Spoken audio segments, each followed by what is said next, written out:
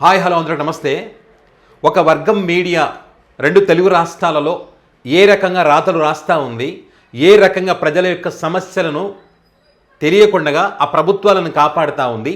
అంటే వాళ్ళకి ఇష్టమైనటువంటి వ్యక్తి అధికారంలో ఉంటే ఒకలాగా, వాళ్ళకి ఇష్టం లేనటువంటి వ్యక్తి అధికారంలో ఉంటే ఇంకొకలాగా, వాళ్ళకి ఇష్టమైన వ్యక్తి అధికారులు ఉన్నారనుకోండి, నిజంగా తప్పు జరిగి నిజంగా ప్రజల రోడ్డుకి నిజంగా నిరుద్యోగులు కష్టపడుతూ ఉంటే వాళ్ళ కష్టాల గురించి చెప్పుకునేటువంటి ప్రయత్నం చేసి ఏ పత్రికలో ఏ మీడియాలో రాయరు. కష్టాలుంటాయి. అసలు వాళ్ళకి ఇష్టం లేనటువంటి అధికారులు ఉన్నప్పుడు లేకపోయినా కూడా తీసుకొచ్చి వాళ్ళని ప్రోత్సహించి ఇది తప్పే కదా, ఇది చెప్పండి అని చెప్పి డిబేట్లు పెట్టి వాళ్ళని ఎంకరేజ్ చేస్తారు. సపరేట్ వాళ్ళ పేర్లు రచ్చబండలు, ఇంకో బండలు, ఆ బండ ఈ బండ అని పేర్లు పెట్టి ప్రోగ్రాంలు చేస్తారు.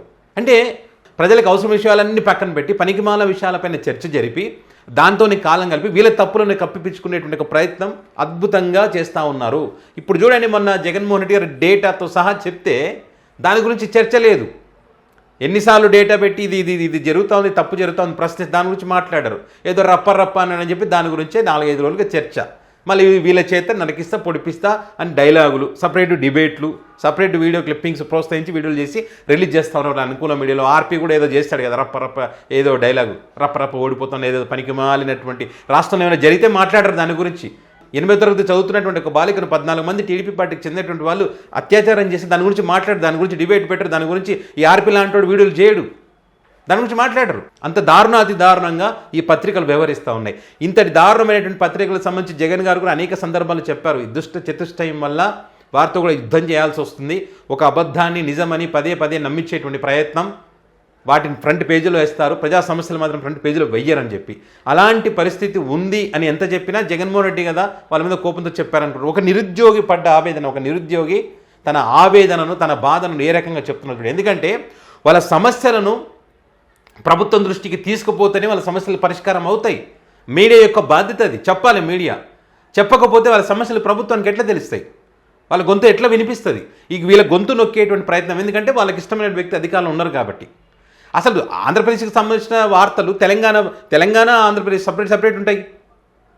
దాంట్లో దాని పద్ధతి దీంట్లో ఎందుకు రాయాలి? దీంట్లో రాస్తూ ఉన్నారు. వీళ్ళ సమస్యలన్నీ తొక్కేస్తూ ఉన్నారు, వీళ్ళ సమస్యలు రాయట్లేదు. అదే విషయాన్ని ఒక నిరుద్యోగి ఈనాడు ఆంధ్రప్రదేశ్ పత్రికలకు సంబంధించి ఏ రకంగా మాట్లాడారో అది ఎంత ఆవేదన ఒక్కసారి వినండి.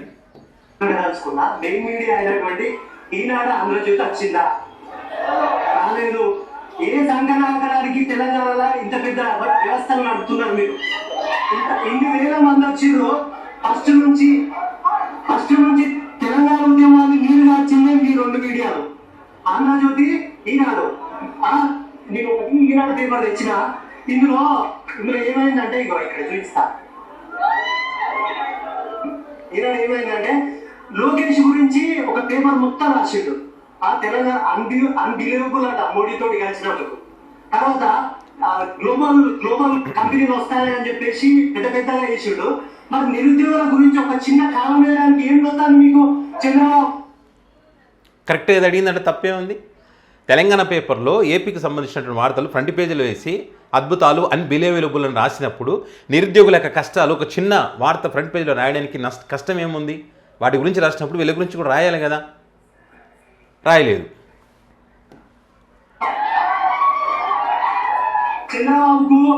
చంద్రబాబుకు గుద్దరొత్తాన్ని, ముడినొత్తాన్ని,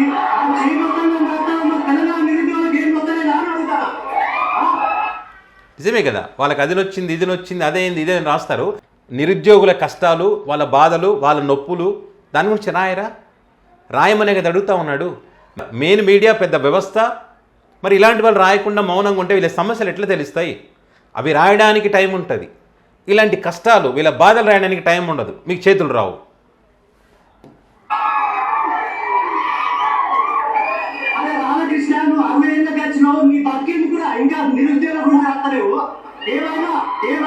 చంద్రబాబుకి ఏమైంది? జీవించాలని గింజరా నీ బతుకు? నిరుద్యోగుల సమస్యలు ఏం లేవని అడుగుతారా? నిరుద్యోగుల బడ్జెట్ రాయి, మా న్యూస్ రాయి, నేను 100 రూపాయలు ఇస్తా రాయిరా నువ్వు.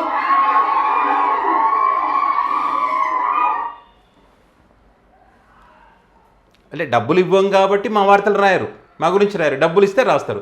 అందుకే అంటున్నాడు 100 రూపాయలు ఇస్తే రాయి, నేను డబ్బులు ఇస్తే రాదురా అని పిలుస్తూ ఉన్నాడు. సో ప్రజల్లో ఆ పత్రికల మీద ఉన్నటువంటి అభిప్రాయాలు ఇవి. కనీసం ఇవి తెలుసుకోనైనా ఎంతో కొంత ఒక నిజం రాద్దాం, వీళ్ళ కష్టాలను ప్రభుత్వ దృష్టికి తీసుకుపోదాం. 100 సమస్యలు ఉంటే కనీసం ఒక్కటైనా సమస్య పరిష్కారం చేసే విధంగా రాస్తారా?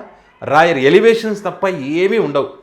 మళ్ళీ ఎవడైనా అడిగినాడు అనుకోండి, వాళ్ళ మీద తప్పుడు ప్రచారాలు, వాడి పేటీఎం బ్యాచ్లోనో ఇంకోడనో వాడు ఆ పార్టీ ఈ పార్టీ వాడు వెనక ఉండి నడిపించాడు అని డైలాగులు చెప్తారు వాళ్ళ కష్టాలు చెప్పుకుంటే. నేను అనేక వీడియోలు చెప్పా, మన 2 తెలుగు రాష్ట్రాలలో ఉన్నటువంటి రాజకీయ నాయకులు, మన 2 తెలుగు రాష్ట్రాల్లో ఉన్నటువంటి మీడియా మరి దేశంలో కానీ ప్రపంచంలో కానీ ఎక్కడా ఉండదు, ఇక్కడ మాత్రమే ఉంటుంది. సో ఈ రకంగా ఒక అబద్ధాన్ని నిజం నమ్మించే ప్రయత్నం చేస్తుంది, నిజాలను రాయకుండా తొక్కి పెట్టేస్తుంది. ఇక వీళ్ళ బాధలు పట్టించుకోదు, ఇలాంటి వాళ్ళ బాధలు పట్టించుకోదు. ఆ బాధల నుంచి వచ్చినటువంటి మాటలే ఇవి. ఎంతో కొంత సోషల్ మీడియా వచ్చింది కాబట్టి సరిపోయింది, లేకపోతే నాణ్యానికి ఒకవైపు మాత్రమే చూసేవాళ్ళు ప్రజలు, రెండో వైపు ఏముందో తెలియదు.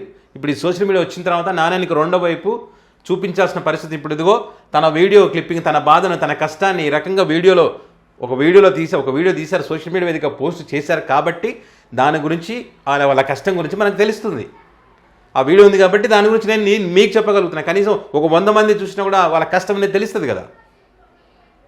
లేకపోతే ఇంకెంతే మరుగున పడిపోతుంది వాళ్ళ కష్టాలన్నీ. గత కొన్ని సంవత్సరాలుగా ఇదే జరుగుతూ ఉంది.